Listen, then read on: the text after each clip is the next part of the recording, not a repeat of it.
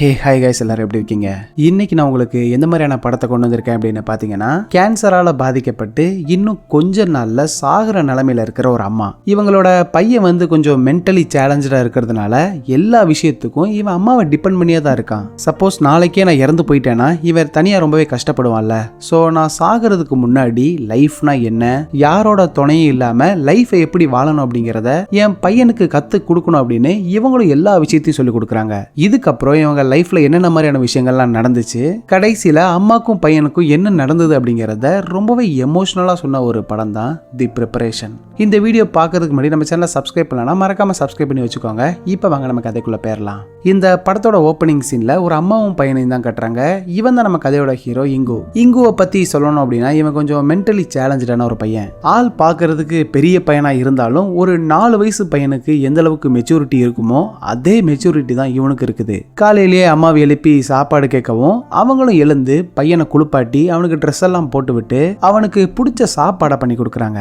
நம்ம இங்குவுக்கு இந்த one side ஆம்லேட்னா ரொம்ப ரொம்ப பிடிக்கும். அதை அம்மா செஞ்சு கொடுக்கல அப்படின்னதும் சின்ன பிள்ளைங்க எப்படி கோச்சுக்கிறோமோ அதே மாதிரி இவனும் கோச்சுக்கிறான். இது அம்மாவும் பார்த்துட்டு பையனுக்கு ஆம்லேட் பண்ணி கொடுக்கவும் இவன் எவ்வளவு சந்தோஷமா அதை சாப்பிட்றான்னு பாருங்க.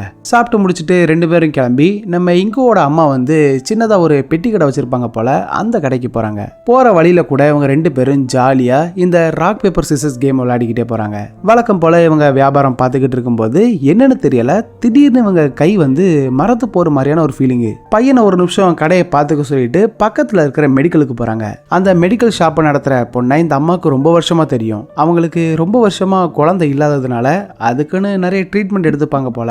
பட் எந்த ட்ரீட்மெண்ட்டுமே வேலைக்கு ஆகல. சரி, நீ எதை பத்தியும் கவலைப்படாதுன்னு சொல்லி இந்த அம்மா அவங்களோட பேண்டிஸ் அந்த பொண்ணு கிட்ட கொடுக்குறாங்க. தப்பா எடுத்துக்காதம்மா, இந்த பேண்டிஸ் ரொம்பவே ராசியான ஒண்ணு தெரியுமா, இதை நான் யூஸ் பண்ணதுனால தான் எனக்கு அடுத்தடுத்து குழந்தைங்களும் பிறந்தாங்க. நீ நைட்டு தூங்குறதுக்கு முன்னாடி இதை உன் தலைவாணிக்கு அடியில வச்சுக்கோ அப்படின்னு சொல்லி கொடுக்கும்போது அங்க பக்கத்திலே ஒரு துணி கடை வச்சிருக்கிற பொண்ணு புதுசா நிறைய கலெக்ஷன்ஸ் வந்திருக்குது அப்படின்னு சொல்லி அதை எடுத்துட்டு இவங்க கிட்ட காட்டிக்கிட்டு இருக்கா. அதே சமயம் இந்த பக்கம் நம்ம இங்கு என்ன பண்றானா, அம்மா கடையை தானே பாத்துக்க சொன்னாங்க, ஆனா இவன் கடையை பாத்துக்காம பக்கத்துல ஒரு கிண்டர் கார்டன் இருக்கும், அங்க போயிட்டு இந்த பைனாகுலர் இருக்குதுல்ல அது வழியா அந்த கிண்டர் கார்டன் டீச்சரை சைட் அடிச்சுக்கிட்டு இருக்கான். இதை அந்த ஏரியாவோட அசோசியேஷன் ஹெட் பார்த்துட்டு நேரா இங்குவோட அம்மா கிட்ட விஷயத்த சொல்லிடுறாரு. இவங்களும் உடனே கோவமா இங்க இருந்து கிளம்ப இவன் பைனாகுலர் வழியா பாக்குறத அந்த குட்டி பசங்களும் பார்த்து இந்த வாட்டர் கன் இருக்குதுல அதை எடுத்து இவன் மேல அடிக்கிறாங்க. இதை அந்த டீச்சரும் பார்த்து பசங்களை தடுத்து நிறுத்தி இவன் கிட்ட பேசிக்கிட்டு இருக்கும்போது இவன் அந்த டீச்சரோட பேரை சொல்லி கூப்பிடுறான். ஆமா, என் பேரு உங்களுக்கு எப்படி தெரியும்? அது நான் இங்க பக்கத்துல தான் குடியிருக்கேன்னு இவன் பேசிக்கிட்டு இருக்கும்போது இங்குவோட அம்மா இவன் காதை திருவி அங்க இருந்து கூட்டிட்டு போயிடுறாங்க. நம்ம இங்குவோட அம்மாக்கு இந்த கடவுள் நம்பிக்கைலாம் சுத்தமா கிடையாது. பக்கத்து சர்ச்சில் இருக்கிற 2 பேரு டெய்லி இவங்களை சர்ச்சுக்கு வர சொல்லி கூப்பிட்டுக்கிட்டே இருப்பாங்க. ஆனா இவங்களுக்கு அதுல கொஞ்சம் கூட விருப்பமே இல்லை. எதுக்காக இப்படி எங்களை டார்ச்சர் பண்றீங்க? உங்க கடவுளுக்கு உண்மையாவே சக்தி இருந்துச்சுன்னா என்னையும் என் பையனையும் ஒரே நாள்ல ஒரே நேரத்துல சாகுற மாதிரி பண்ண சொல்லுங்க, அதுதான் என்னோட மிகப்பெரிய ஆசை அப்படின்னு சொல்லவும் இவங்களும் எதுவும் பேசாம இருந்து போயிடுறாங்க. இங்குவுக்கு லாலிபாப்னா ரொம்பவே பிடிக்கும். அவன் அதை சாப்பிட்டுக்கிட்டு இருக்கும்போது நைஸா அவன்கிட்ட இருந்து பிடுங்கி இவங்க சாப்பிடவும் அவன் ஓன அழ ஆரம்பிச்சிடறான். என்னதான் பெரிய பையனா வளர்ந்துருந்தாலும் மனசளவுல இவன் இன்னும் சின்ன பையன் தானே. இப்படியே 2 பேரும் ஜாலியா விளையாடிக்கிட்டே இருக்க நைட்டும் ஆகிறது. இவங்களுக்கு கடையை க்ளோஸ் பண்ணிட்டு வீட்டுக்கு வந்துடுறாங்க. அம்மா ரொம்பவே டயர்டா இருக்கிறத இங்கு நோட் பண்ணிடுறான். என்னாச்சுமா, ரொம்பவே டயர்டா இருக்கியா? இரு, உன்னை சந்தோஷமா வச்சுக்கிறேன் அப்படின்னு சொல்லி பாட்டை போட்டு டான்ஸ் ஆட ஆரம்பிச்சிடறான். இப்படி இவங்க 2 பேரும் சந்தோஷமா இருக்கும்போது நம்ம இங்குக்கு கூட பிறந்த அக்கா ஒருத்தி இருப்பா.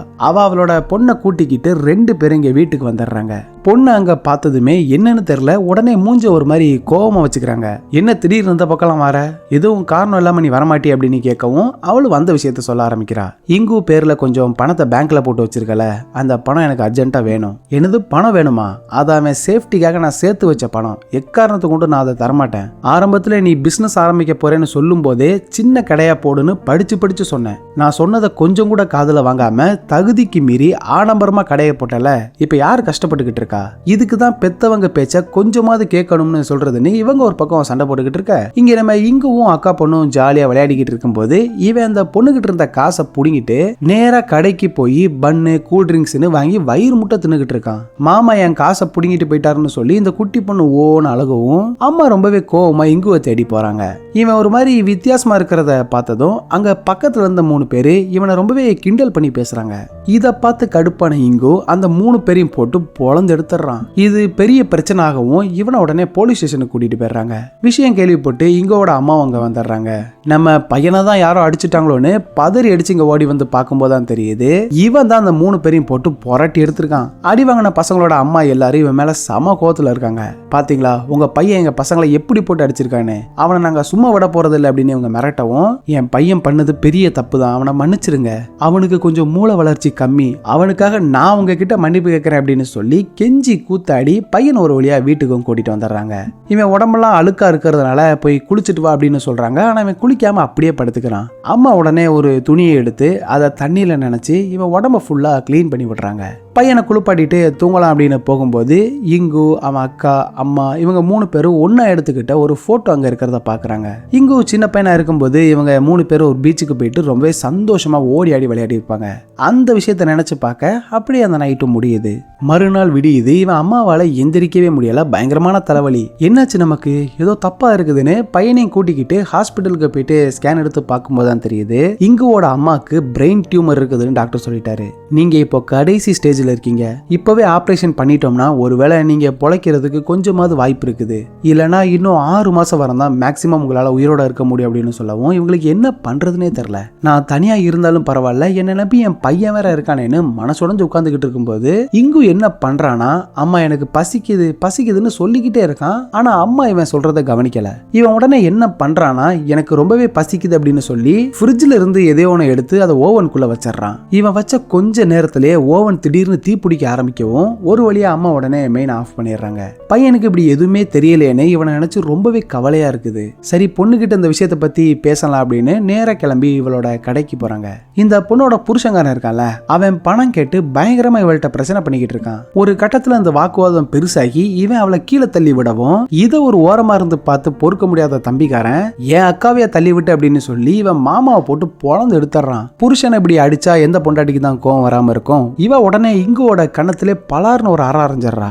இதை பார்த்து கடுப்பான அம்மா, என்ன தைரியம் இருந்தா என் பையனே அடிப்ப அப்படின்னு இவங்க பொண்ணை பலார்னு ஒரு அரைஞ்சிட்டு பையனை அங்க இருந்து கூட்டிட்டு போயிடுறாங்க.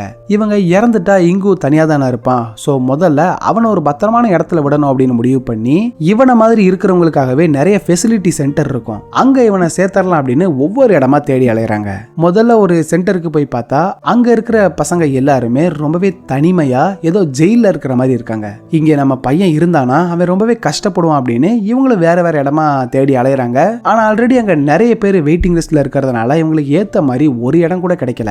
அப்படியே நைட்டும் ஆனதுனால இங்குவோட டீடைல்ஸ் மட்டும் கொடுத்துட்டு பஸ் ஏறி வீட்டுக்கு வந்துடுறாங்க. நாம சாகிறதுக்கு முன்னாடி பையனை எங்கேயாவது பத்திரமான ஒரு இடத்துல விடலாம் அப்படின்னு பார்த்தா அதுக்கும் வழி இல்ல. பேசாம என்னோட சேர்த்து என் பையனும் சாகட்டும் அப்படின்னு முடிவு பண்ணி இந்த கார்பன் மோனாக்சைடு இருக்குதுல்ல அதை பத்த வச்சு சூசைடுக்கு ட்ரை பண்ணிக்கிட்டு இருக்கும்போது திடீர்னு இங்கு கண் முழிச்சிடறான். அம்மா எனக்கு நாளைக்கு 1 சைடு ஆம்லெட் போட்டு கொடு சரியா, நாளைக்கு நாளானைக்கு டெய்லி எனக்கு செஞ்சு கொடுங்க அப்படின்னு சொல்லவும் இவனோட நிலைமையை நினைச்சு பாவம் அம்மா கதறி கதறி அழறாங்க. நான் இல்லைனாலும் என் பையன் சந்தோஷமா இந்த உலகத்துல வாழணும், அவனுக்காக நான் என்ன வேணாலும் பண்ணுவேன் அப்படின்னு முடிவு பண்ணி நேரா அந்த மெடிக்கல்ல ஒரு லேடி இருப்பாங்கல்ல அவங்களோட புருஷனை பாக்குறதுக்கு போறாங்க. ஆக்சுவலா இவரோட டீம் என்ன பண்றாங்கன்னா, நம்ம இங்குவ மாதிரி இருப்பாங்கல்ல அவங்க எல்லாரையும் படிக்க வைக்கிறது மட்டும் இல்லாம சக மனுஷங்களை மாதிரி வாழ்றதுக்கு ட்ரைனிங்கும் கொடுக்குறாங்க.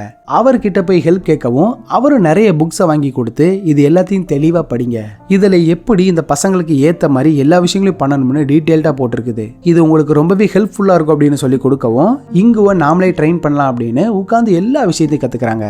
இதோட முதல் கட்டமா இங்குக்கு 1 சைடு ஆம்லெட்னா ரொம்பவே பிடிக்கும்ல, அதை எப்படி பண்ணணும் இவனுக்கு சொல்லி கொடுக்கறாங்க. பட் என்னதான் ட்ரை பண்ணாலும் இவனால அந்த விஷயத்தை பண்ணவே முடியல. இங்க பாரு இங்கோ, அம்மாவால எப்பவுமே உன் கூட இருக்க முடியாது, நான் உன்னை விட்டு ரொம்ப தூரம் போக போறேன் அப்படின்னு சொல்லவும் என்ன சொல்றாங்கன்னு கூட புரிஞ்சுக்காம எனது தூரமா போறியா, எப்படி ஃபிளைட்லயே போற அப்படின்னு பாவம் ரொம்பவே வெகுளியா பேசுறான். இவனுக்குன்னு ஒரு வேலை வேணும்ல, சோ பக்கத்துல இருக்கிற ஒரு பேக்கரியில இவனை வேலைக்கும் சேர்த்து விட்டுறாங்க. ஃபர்ஸ்ட் ஒரு சாண்ட்விச்சை எப்படி பண்ணணும் அப்படின்னு இவங்க சொல்லி கொடுத்துக்கிட்டு இருக்கும்போது இவன் அதை கேட்டு கரெக்டா பண்ணுவான்னு பார்த்தா பசிக்குதுன்னு அதை எடுத்து சாப்பிட ஆரம்பிச்சிடறான். வேலை முடிஞ்சதும் பையனை நேரம் நேரா பஸ் ஸ்டாண்டுக்கு கூட்டிட்டு போறாங்க. வீட்டுக்கு போகணும்னா எந்த ரூட் பஸ்ல ஏறணும், வீட்ல இருந்து இங்க பேக்கரிக்கு வரணும்னா எந்த பஸ்ல வரணும்னு எல்லா விஷயத்தையும் சொல்லி கொடுக்குறாங்க. இது எல்லாத்தையும் ஒரே நாள் அவனால கத்துக்க முடியல. ஆனா அம்மாக்கு அவ்வளோ டைம் இல்லல. சோ பையனை போட்டு டார்ச்சர் பண்ணவும் பிரஷர் தாங்க முடியாம இவன் நடு ரோட்ல உருண்டு புரண்டு அழ ஆரம்பிச்சிடுறான். எப்படி இவனுக்கு நான் சொல்லி புரிய வைப்பேன்னு இவங்க பயங்கர குழப்பத்துல இருக்கும்போது அந்த ஏரியா இன்சார்ஜ் இருக்கார்ல, அவர் அந்த புக்ஸ் கொடுத்த விஷயம் உங்களுக்கு ஞாபகத்துக்கு வருது. அந்த புக்கை படிக்கும் போதுதான் இந்த மாதிரி இருக்கிற பசங்களுக்கு எப்படி ஈஸியா சொல்லி கொடுக்கறதுன்னு அதுல போட்டிருக்குது. அதுல போட்டிருக்கிற மாதிரியே ஓவன்ல சாப்பாடு எப்படி வைக்கிறது, வாஷிங் மிஷின்ல துணியை எப்படி போடணும், போடும்போது எந்தெந்த பட்டனை அமுக்கணும் அப்படின்னு வரிசையா நம்பர் எழுதி ஒட்டி வச்சது மட்டும் இல்லாம இவங்க போகிற அந்த பஸ் ரூட்டை அடையாளம் வச்சுக்கணும் அப்படின்னு அதை ஒரு நோட்டுல வரைஞ்சு கொடுக்கவும் இவன் அதை பார்த்து கொஞ்சம் கொஞ்சமா எல்லாத்தையும் கத்துக்கிறான். இவனுக்கு அந்த ஒன் சைடு ஆம்லேட் கூட போட தெரியாதுல்ல. ஆனா இப்போ சூப்பராகவே போட கத்துக்கிட்டது மட்டும் இல்லாம இவனாவே பஸ் ஏறி வேலைக்கும் போறான். மறுநாள் காலையில விடிஞ்சதுமே இங்குவை அவனாவே கிளம்பி வேலைக்கு போக சொல்லிட்டு நான் ஒரு ஃப்ரெண்டை பார்க்க போறேன் அப்படின்னு சொல்லி இவங்க கிளம்பி நேர அவங்க பொண்ணை தான் பார்க்க வராங்க. இவங்களுக்கு இருக்கிற பிரச்சனையை பொண்ணுகிட்ட சொல்லவும் இவளுக்கு ரொம்பவே கஷ்டமா போயிருது. நான் இங்க வந்ததே இதை கொடுத்துட்டு போக தான். இந்தா நீ கேட்ட பணம் என்கிட்ட இப்போதைக்கு இது மட்டும்தான் இருக்குது. இதை வச்சு பிசினஸ் டெவலப் பண்ற வழியை பாரு. நான் ஒரு வேளை இல்லாம போயிட்டேன்னா உன் தம்பியை மட்டும் கொஞ்சம் பாத்துக்கோ, கவலைப்படாத. தனியா லைஃபை எப்படி வாழணும்னு நான் அவனுக்கு கத்து கொடுத்துருக்கேன். அவன் உனக்கு தொந்தரவா இருக்க மாட்டான் அப்படின்னு பேசிட்டு இவங்களும் வீட்டுக்கு ரிட்டர்ன் வந்து பார்த்தா வீடு ரொம்பவே நீட்டா இருக்குது. இதை பார்க்கவும் இவங்களுக்கு அவ்வளோ ஆச்சரியம். நம்ம பையனா இது, என்னால நம்பவே முடியல. இவன் வேலைக்கு கரெக்டா போயிருக்கானான்னு இவங்களும் பேக்கரிக்கு வந்து பார்த்தா அவன் சமத்தாங்க வேலை செஞ்சுக்கிட்டு இருக்கான். இதை பார்க்கவும் தான் அம்மாக்கு இவன் மேல ஒரு நம்பிக்கை வருது. வழக்கம் போல இவங்க கடையில உட்காந்து வியாபாரம் பார்த்துக்கிட்டு இருக்கும்போது திடீர்னு பயங்கரமா தலைவலிக்க ஆரம்பிச்சிருது. உடனே டாக்டரை போய் பார்க்கும்போது உங்க பாடி கண்டிஷன் ரொம்பவே மோசமா இருக்குது. நீங்க இப்படியே ஆபரேஷன் பண்ணாம இருந்தீங்கன்னா அப்புறம் உங்களை காப்பாற்றவே முடியாது. சீக்கிரமா ஒரு டேட்டை ஃபிக்ஸ் பண்ணி சொல்லுங்க, முதல்ல ஆபரேஷனை ஸ்டார்ட் பண்ணிடுவோம் அப்படின்னு சொல்லவும் இவங்களுக்கு என்ன பண்றதுன்னு தெரியாம உட்காந்து யோசனை பண்ணிக்கிட்டு இருக்கும்போது இங்கு வேலை பார்க்குற பேக்கரியில இருந்து இவங்களுக்கு ஒரு ஃபோன் கால் வருது. உடனே பதறி அடிச்சு போலீஸ் ஸ்டேஷனுக்கு போனதான் தெரியுது. இங்கு வந்து அவன் கடைக்கு வந்து ஒரு கஸ்டமரை போட்டு அடி பொழந்து எடுத்திருக்கான். டே இங்கோ என்னடா ஆச்சு, ஏன் இப்படி பண்ணிக்கிட்டு இருக்க அப்படின்னு கேட்கவும் அவன் அழுதுகிட்டே முதல்ல அவங்க தான் என்னை பத்தி கேவலமா பேசினாங்கன்னு சொன்னதே சொல்லிக்கிட்டு இருக்கான். ஆக்சுவலா அந்த அடி வாங்கினான்ல அவனும் அவன் கேர்ள் ஃப்ரெண்டும் நார்மலா தான் பேசியிருப்பாங்க.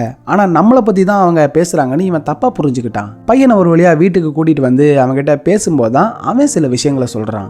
எல்லாரும் முட்டாள் முட்டாள்னு சொல்லி என்ன வெறுக்கிறாங்க, உனக்கும் என்ன பிடிக்காதுல அப்படின்னு ரொம்பவே சோகமா பேசிக்கிட்டு இருக்கான். ஆக்சுவலா சின்ன வயசுல அவன் அப்பா இறந்து போயிருப்பாரு. அப்பாவோட போட்டோவை பார்த்து அம்மா கதறி கதறி அழுதுகிட்டு இருப்பாங்க. அம்மா சாப்பிடாம பசியில இருக்கிறத புரிஞ்சுக்கிட்டு இவன் ஒரு கிளாஸ் பாலை எடுத்துக்கிட்டு போவான். அப்போ கை தவறி தெரியாம அந்த கிளாஸ் கீழே விழுந்து உடையவும் அம்மா செம்ம டென்ஷன் ஆகி உன்னை வச்சுக்கிட்டு நான் என்ன பண்ண போறேன்னு தெரியல, ஒரு சின்ன விஷயத்த கூட உன்னால பண்ண முடியாதா முட்டாள் அப்படின்னு சொல்லி அவனை திட்டிடுறாங்க. பாவம் அந்த விஷயம் மனசுல ஆழமா பதிஞ்சிருது. நம்மளாலதான் நம்ம பையன் இப்படி நடந்துக்கிறான் அப்படிங்கிறத புரிஞ்சுக்கிட்டு இவங்க மன்னிப்பு கேட்க அவனும் அம்மாவை மன்னிச்சிடறான். இவன் பொசுக்குன்னு கோவப்பட்டுறான்ல, சோ மத்தவங்க கிட்ட எப்படி அன்பா நடந்துக்கணும்னு முதல்ல அவனுக்கு சொல்லி கொடுக்கணும் அப்படின்னு சிரிச்சுக்கிட்டே நோட்டீஸ் எல்லாருக்கும் எப்படி கொடுக்கணும், ஒருத்தர்கிட்ட எப்படி பேசி பழகணும்னு எல்லாத்தையும் கத்து கொடுக்குறாங்க. ஒரு நாள் டின்னருக்கு வெளியில சாப்பிட போலாம்னு இவங்க பொண்ணை இன்வைட் பண்ணியிருப்பாங்க போல. இங்குவோட அம்மா, இவனோட அக்கா பொண்ணுன்னு 4 பேரும் ஹோட்டலுக்கு சாப்பிட போறாங்க. ஆக்சுவலா இங்குவோட அக்கா இருக்காங்களே அவங்களோட மேரேஜுக்கு சொந்த தம்பியவே இன்வைட் பண்ணியிருக்க மாட்டாங்க. அக்கா கூப்பிடலாம் என்ன, நான் கண்டிப்பா போவேன் அப்படின்னு ஒரு ஓரமா இருந்து அக்கா மேரேஜை பார்த்து இவன் சந்தோஷப்பட்டிருப்பான். அன்னைக்கு நீ ஒயிட் கலர்ல ட்ரெஸ்ஸை போட்டு ரொம்பவே அழகா இருந்த தெரியுமா அப்படின்னு ஒரு மாதிரி ஃபீலிங்கா பேசவும் இவங்களுக்கு அது ரொம்பவே கஷ்டமா போயிருது. மறுநாள் இங்குவோட அம்மா அந்த இன்சார்ஜை பார்த்து பேசிக்கிட்டு இருக்கும்போது அவர் ஒரு விஷயத்த சொல்றாரு. மலை ஏறுவாங்களே ஹைக்கர்ஸ், அதுல ஒரு குரூப் வந்து நம்ம இங்கு மாதிரி இருக்கிறவங்கள ஒரு ஹைக்கிங் கூட்டிட்டு போகலாம் அப்படின்னு முடிவு பண்ணியிருக்காங்க. அது விஷயமா கொஞ்சம் பிஸியா இருக்கேன். ஓ அப்படியா, அந்த ஹைக்கிங் போறதா சொன்னீங்கல்ல, அதுக்கு என் பையனும் வரலாமா? அவனுக்கு இந்த மாதிரி மலை ஏறுறதுன்னா ரொம்ப ரொம்ப பிடிக்கும், ப்ளீஸ் அவனையும் அதில் சேர்த்துக்கோங்களேன் அப்படின்னு கேட்கவும் இவர் அதுக்கு ஓகேன்னு சொல்லிடுறாரு. இந்த பக்கம் நம்ம இங்கு என்ன பண்றான்னா பேக்கரியில வேலையெல்லாம் முடிச்சுட்டு அந்த ஸ்கூல் டீச்சர் இருக்காங்கல்ல அவங்கள சைட் அடிக்கிறதுக்கு கிளம்பி போயிடுறான். ஒரு பைனாக்குலர் வழியா அவங்கள பார்த்துக்கிட்டு இருக்கும்போது அந்த வழியா போன குழந்தைங்களோட பேரண்ட்ஸ் இவனை பார்த்துடுறாங்க. டேய் எதுக்குடா அப்படி எங்க குழந்தைங்களை குறுகுறுன்னு பார்த்துக்கிட்டு இருக்க, அவங்கள கடத்திட்டு போகலான்னு பாக்குறியா, இரு போலீஸ்க்கு கால் பண்ற அப்படின்னு மிரட்டவும் இவன் பயந்து ஓடியே போயிடுறான். இந்த பக்கம் அந்த டீச்சர் வந்து பசங்களை ரோட கிராஸ் பண்ணி கூட்டிட்டு போகும்போது அதுல ஒரு பையன் குடுகுடுன்னு நடு ரோட்டுக்கு வந்துடுறான். திடீர்னு ஒரு லாரி மோதுற மாதிரி வரவும் டீச்சர் ஓடி போய் அவனை பிடிச்சி ஒரு வழியா அந்த பையனை காப்பாத்திடுறாங்க. இதுல ஒரு கூத்து என்னன்னா, டீச்சருக்கு எதுவும் ஆயிடக்கூடாதுன்னு இங்கு குடுகுடுன்னு ஓடி போய் அவங்கள கட்டி பிடிச்சிக்கிறான். இந்த கூத்து எல்லாத்தையும் இங்கோட அம்மாவும் பாத்துறாங்க. பையனுக்கு அந்த டீச்சரை பிடிச்சிருக்கிற விஷயம் இவங்களுக்கு தெரியவும் மறுநாளே இவங்க நேரா அந்த டீச்சரை போய் பாக்குறாங்க. ஏமா ஒரு நிமிஷம், என் பையன் இங்கு உன்னை லவ் பண்றான்னு நினைக்கேன். நாளைக்கு நான் அவனை கூட்டிட்டு வரேன். உன்னால எவ்வளவு ஹார்ஷா பேச முடியுமோ பேசி அவனை பிடிக்கலன்னு சொல்லிடு அப்படின்னு ஒரு ஐடியாவை கொடுத்துட்டு போறாங்க. மறுநாளும் விடியுது. நேரா பையன்கிட்ட வந்து, இங்க பாரு, உனக்கு அந்த பொண்ணை பிடிச்சிருக்குன்னு எனக்கு தெரியும். எத்தனை நாளைக்கு தான் இப்படி தூரமா இருந்து அவளை பார்க்க போற? கிட்ட போய் பேசு அப்படின்னு இவனை ரெடி பண்ணி அந்த டீச்சரை பாக்குறதுக்கு கூட்டிட்டு போறாங்க. இவன் ரோஸ் வேற வாங்கிட்டு போயிருப்பான் போல. அதை டீச்சர் கிட்ட கொடுத்து, எனக்கு உங்களை ரொம்பவே பிடிச்சிருக்குன்னு ப்ரொபோஸ் பண்ணிடுறான். இவ உடனே எந்த பதட்டமும் இல்லாம, இங்கோ எனக்கு உன்னை பிடிக்கும், ஆனா நீ நினைக்கிற மாதிரி இல்ல, எனக்கு ஆல்ரெடி பாய் ஃப்ரெண்ட் இருக்கான் அப்படின்னு சொல்லவும் இவன் எதுவுமே பேசாம அங்க இருந்து கிளம்பிடுறான். அந்த பொண்ணு வேண்டான்னு சொல்றதை கேட்டு பையன் அழுதுகிட்டே வரப்போறான்னு அம்மா வெயிட் பண்ணிக்கிட்டு இருந்தா இவன் சிரிச்சுக்கிட்டே வரான்.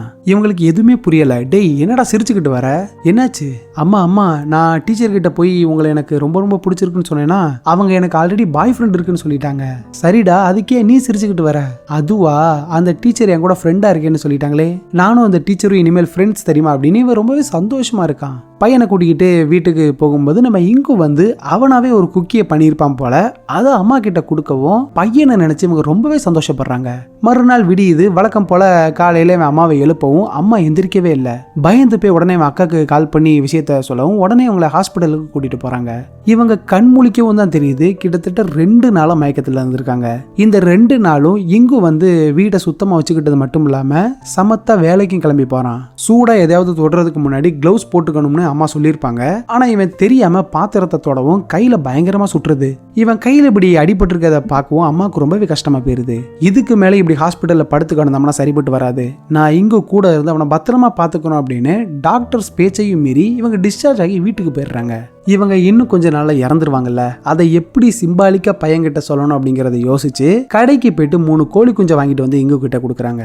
இந்த 3 குஞ்சுக்கும் ஒரு நல்ல பேரு வைன்னு சொன்னா, ஒன் சைடு ஆம்லேட், ஹாஃப் பாயில்னு இவன் சாப்பிட்ற ஐட்டம் பெரிய வைக்கிறான். டெய்லி அதுக்கு சாப்பாடுலாம் போட்டு நல்லா தான் வளர்க்குறான். பட் அதுல 2 கோழி குஞ்சு மட்டும் கொஞ்சம் வீக்கா இருக்கும் போல. பாவம், அது இறந்து போயிருது. பாத்தியா, என்னதான் நம்ம நல்லா பாத்துக்கிட்டாலும் சாவுங்கிறது எல்லாருக்கும் வரும், இதை நீ புரிஞ்சுக்கணும்னு ஒரு மாதிரி ஜாடமடே அவனுக்கு சொல்றாங்க. அம்மா இன்னும் கொஞ்ச நாள்ல இறந்துருவாங்கல்ல. சோ அந்த ஃபியூனரல்ல பையன் கோட் ஷூட்லாம் போடணும் அப்படின்னு இவனை கடைக்கு கூட்டிட்டு போயிட்டு வாங்கி கொடுக்கறது மட்டும் இல்லாம பக்கத்துல ஒரு டெத் நடந்திருக்கும், அந்த இடத்துக்கு இவனை கூட்டிட்டு போறாங்க. ஒரு ஃபியூனரல் ஃபங்க்ஷன் அது எப்படி இருக்கும், அங்க வரவங்க எல்லாரும் என்னென்னலாம் பண்ணுவாங்க அப்படின்னு ஒவ்வொரு விஷயமா சொல்லி கொடுத்துக்கிட்டு இருக்காங்க. இப்படி இவங்க பேசிக்கிட்டு இருக்கும்போது இவங்க இங்குவை பார்த்து, அம்மா இன்னும் கொஞ்ச நாள்ல சாக போறேன் அப்படின்னு சொல்லவும் இவனால அது ஏத்துக்கவே முடியல. காதை பொத்தி அழுதுகிட்டே அங்க இருந்து ஓடி போயிடுறான். இவங்களும் பின்னாடியே போய் பார்த்தா பாவம் நடு ரோட்ல உட்காந்து கதறி கதறி அழுதுகிட்டு இருக்கான். இத பார்க்கவும் அம்மாக்கு மனசே கேட்கல. டே இங்கு அழுகாதடா, நான் சும்மா விளையாட்டுக்கு தான் சொன்னேன், அம்மா உன்னை விட்டு எங்கேயும் போக மாட்டேன்னு சொல்லி ஒரு வழி அவனை சமாதானப்படுத்தி வீட்டுக்கு கூட்டிட்டு வந்துடுறாங்க. இவ்வளவு வருஷமா இங்கோட அம்மாக்கு இந்த கடவுள் நம்பிக்கைலாம் சுத்தமா கிடையாது. ஆனா இப்ப பையன் கூட ரொம்ப வருஷம் வாழணும் அப்படிங்கிற ஆசை. ஸோ நேராக சர்ச்சுக்கு போயிட்டு கடவுள்கிட்ட வேண்ட ஆரம்பிக்கிறாங்க. நான் என் பையன் கூட வாழணும்னு ஆசைப்படுறேன், ப்ளீஸ் நான் சாகக்கூடாது, என்னை எப்படியாவது காப்பாத்துங்கன்னு அழுதுகிட்டே கடவுள்கிட்ட ப்ரே பண்ணிக்கிட்டு இருக்காங்க. அப்படியே நாட்களும் ஓட இவங்க ஒரு கோழி குஞ்சு வளர்த்துக்கிட்டு இருந்தாங்களே, அது நல்லா பெருசாவே வளர்ந்துருது. இன்னைக்கு நம்ம இங்குவோட அம்மாக்கு பர்த்டே போல. ஸோ கேக்கெல்லாம் வாங்கிட்டு வந்து இங்கு, அம்மா, அக்கா, அக்காவோட பொண்ணுன்னு எல்லாரும் சந்தோஷமா கேக் வெட்டி இவங்களோட பர்த்டேவை செலிப்ரேட் பண்றாங்க. அம்மாக்கு தெரியும் இதுதான் அவங்களோட கடைசி பிறந்த நாள்னு. ஸோ இவங்களோட ஞாபகார்த்தமா இவங்களே கைப்பட செஞ்ச ஸ்வெட்டரை 3 பேருக்கும் கிஃப்டா கொடுக்குறாங்க. பையன் இன்னைக்கு வேலைக்கு லீவ் போட சொல்லிட்டு 2 பேரும் கிளம்பி இங்கு சின்ன வயசா இருக்கும்போது அடிக்கடி ஒரு பீச்சுக்கு போவாங்கல்ல, அந்த இடத்துக்கு இவனை கூட்டிட்டு வராங்க. இங்கு உனக்கு இந்த இடம் ஞாபகம் இருக்கா? நாம 2 பேரும் ஒன்னா இங்க வந்து கிட்டத்தட்ட 20 வருஷம் ஆயிருச்சு. நீ இதை எப்படி புரிஞ்சுப்பன்னு எனக்கு தெரியல. நான் இப்பவும் சந்தோஷமா இருக்கேன்னா அதுக்கு முழுக்க முழுக்க காரணம் நீ தான். அம்மா இருந்தாலும் இல்லைனாலும் நீ சந்தோஷமா இருக்கணும், சரியா? அம்மாக்கு டயர்டா இருக்குது, நீ தோல் என்ன தூக்கிக்கிறியா அப்படின்னு கேட்க இவனும் தோல்ல தூக்கிக்கிட்டு நடந்து போய்கிட்டு இருக்கும்போது சின்ன வயசுல இவங்க இங்குவ தோல்ல தூக்கிட்டு நடந்த விஷயம் ஞாபகத்துக்கு வருது. அந்த சந்தோஷத்தோட இவங்க இறந்தும் போயிடுறாங்க. அடுத்த நாள் அம்மாக்கு ஃபியூனரல் நடக்குது. அங்க வந்து எல்லாருமே ரொம்பவே சோகமா இருக்காங்க. ஆனா நம்ம இங்கு மட்டும் சிரிச்சுக்கிட்டே இருக்கான். அம்மாக்கு பண்ண வேண்டிய சடங்கெல்லாம் பண்ணி முடிச்சுட்டு கடைசியா உடம்ப அந்த நெருப்பு பெட்டிக்குள்ள அனுப்புவாங்கல்ல, அப்படி அனுப்பும்போது இங்குவோட அக்கா கதறி கதறி அழுதுகிட்டு இருக்கா. ஆனா அப்போ கூட இவன் சிரிச்ச மாதிரியே தான் இருக்கான். ஆக்சுவலா அம்மா சாகிறதுக்கு முன்னாடி இவங்கிட்ட சில விஷயங்களை சொல்லியிருப்பாங்க. இங்க பாரு இங்கோ, ஒருவேளை அம்மா இறந்துட்டேன்னா நீ எல்லாரும் முன்னாடியும் அழக்கூடாது, சரியா? நீ அழுகிறத பார்த்தா அப்புறம் உன் அக்கா ரொம்பவே கஷ்டப்படுவா. நீ அழாம சிரிச்சுக்கிட்டே இருக்கணும் சரியா? கடைசியா அம்மாக்கு டாட்டா காட்டி சந்தோஷமா வழி அனுப்பி வைக்கணும் அப்படின்னு சொல்லியிருப்பாங்க போல. அம்மா சொன்ன மாதிரியே இவனு சிரிச்சுக்கிட்டே டாட்டா காட்டுறான். ஆனா இவனே அறியாம கண்ணுல இருந்து கண்ணீர் வருது. அம்மா கத்து கொடுத்த மாதிரியே இவன் தனியா சந்தோஷமா வாழ்க்கை வாழ ஆரம்பிக்கிறான். வழக்கம் போல வேலையெல்லாம் முடிச்சுட்டு இவன் வீட்டுக்கு நடந்து போய்கிட்டு இருக்கும்போது இவன் அம்மாவோட கடை அங்க ஓப்பன்ல இருக்கத பாக்குறான். என்ன இது கடை திறந்திருக்குன்னு இவனு கிட்ட போய் பார்த்தா அந்த கடையை வேற ஒரு லேடி வாங்கியிருப்பாங்க போல. அவங்க தான் அங்க இருக்காங்க. அம்மா நம்ம கூட இல்லையேன்னு இவனு சோகமா வீட்டுக்கு வந்தா வீடே வெறிச்சோடி போயிருக்குது. அக்கா வந்து இவனுக்காக சாப்பாடு செஞ்சு இங்க வச்சுட்டு போயிருப்பா போல. அதை பார்த்ததும் இவன் ரொம்பவே சந்தோஷப்படுறான். இவன் ஒரு கோழி வளர்த்துக்கிட்டு இருப்பான்ல, அது ஒரு முட்டை போட்டிருக்குது. அந்த முட்டையை எடுத்து இவன் ஒன் சைடு ஆம்லேட் போட்டு சாப்பிட்றான். இங்கு வந்து ஹைக்கிங் போகணும் அப்படின்னு சொல்லி அந்த இன்சார்ஜ் கிட்ட அம்மா சொல்லியிருப்பாங்கல்ல. ஸோ சொன்ன மாதிரியே மறுநாள் அந்த டீமோட இவன் ஹைக்கிங்கு கிளம்பணும். இவன் ஹைக்கிங் போற விஷயம் அந்த டீச்சருக்கு தெரியவும் இவனுக்கு உதவியா இருக்குமேனு ஒரு வாட்டர் பாட்டில வாங்கிட்டு வந்து இவனுக்கு பிரசன்ட் பண்றாங்க. சொன்ன மாதிரியே மறுநாள் டீம் கூட நம்ம இங்கும் ஹைக்கிங்கு கிளம்பி போறான். மலை உச்சிக்கு ஏறி போய் இவன் மேல வானத்தை பார்க்கவும் அம்மா சொன்ன விஷயம் தான் அவனுக்கு ஞாபகத்துக்கு வருது. சொர்க்கம் எங்க இருக்குன்னு தெரியுமா? மேல வானத்துல இருக்குது. அம்மா இறந்ததுக்கு அப்புறம் சொர்க்கத்துக்கு போய் சந்தோஷமா இருப்பேன் அப்படின்னு இங்க கிட்ட சொல்லியிருப்பாங்க. இவனும் மேல வானத்தை பார்த்து அம்மா அப்படின்னு சந்தோஷமா கூப்பிடவும் இதோட இந்த படமும் முடியுது. நீங்க சொல்லுங்க படம் எப்படி இருந்துச்சு? அடுத்து இதே மாதிரி சூப்பரான படத்தை உங்களை சந்திக்கிறேன். அது வரைக்கும் டாடா பாப்பா.